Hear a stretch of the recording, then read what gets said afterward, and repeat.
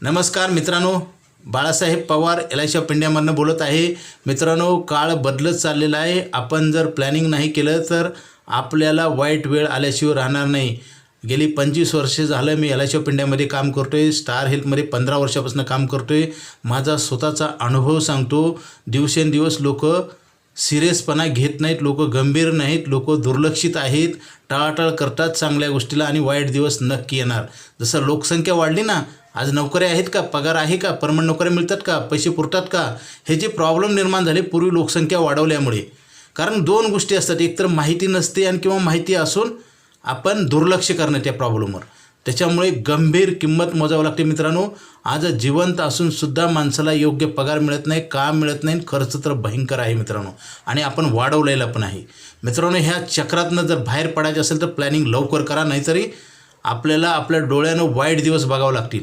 लोक सुसाईड पण करतात, कर्ज काढून आत्महत्या करतात। मित्रांनो, ही वेळ जीव द्यायची वेळ येते, म्हणजे काय होतं, कर्म कुठं तर चुकतंय ना। आज बघा, बऱ्याच व्यक्तीचा उत्पन्नापेक्षा जास्त खर्च आहे, कसं काय होईल? आपण 10 जन्म जरी घेऊन इथं पृथ्वीवर आलो तर कधीच सुधारणा होणार नाही, हे सिरियसपणे लक्षात घ्या। आणि LIC ऑफ इंडिया ही भारत सरकारची संस्था आहे मित्रांनो, इथं 1 रुपयाचा धोका नाही, भीती नाही, आणि जे कमवले नाहीत, भरले नाहीत, त्या पैशाची गॅरंटी देतो आपण।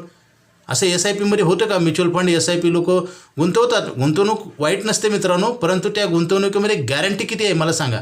तुमचा खर्च तर गॅरंटेड आहे ना, तर उत्पन्न गॅरंटेड पाहिजे का नाही? आपण भरलेले पैसे परत मिळायची गॅरंटी नाही, आणि म्युच्युअल फंड कंपनीला चार्जेस मिळतात मित्रांनो, त्यांना मार्केट वरती गेलं काय, खड्ड्यात गेलं काय, त्यांना काही देणेघेणं नसतं। आणि आपण खड्ड्यात जातो आणि खड्ड्यातनं वर काढण्यासाठी आपण धावाधाव करतो, म्हणजे नुकसान आपल्या हातानं वाटोळं करून घेतो। मित्रांनो, SIP करावी, करू नये असं नाही, परंतु LICची पॉलिसी मजबूत केल्यानंतर SIP करावी। मित्रांनो, आपणच जर जिवंत नसेल तर पैसे SIPचे भरणार कोण? कुटुंबाला कोण जगवणार? विचार करा ना, आपण जे आज जे कमवत आहेत ते पैसे कन्फर्म गॅरंटेड आले पाहिजे ना आपल्या वाईट दिवसामध्ये। डिसेबिलिटी, डेथ आणि डिसीज, अपंगत्व, मोठा आजार आणि मृत्यू हे सांगून येणार आहे का तुम्हाला? आणि एक दिवस म्हातारं तर होणार आहे, आपण काय करणार? कधी आपल्याकडे प्लॅनिंग येणार? मित्रांनो, आपण जे निष्काळजीपणा करत आहोत ते आपण आपल्या परिवाराला पण खड्ड्यात घालतोय आणि आपण स्वतः पण जातोय। मित्रांनो, उद्ध्वस्त व्हायला वेळ लागत नाही, परंतु सुधारायला वेळ लागतो। ॲक्सिडेंट होऊन पाय मोडायला वेळ लागत नाही, परंतु पाय जॉईंट होण्यासाठी, हाड जुळण्यासाठी 6 महिने लागतात।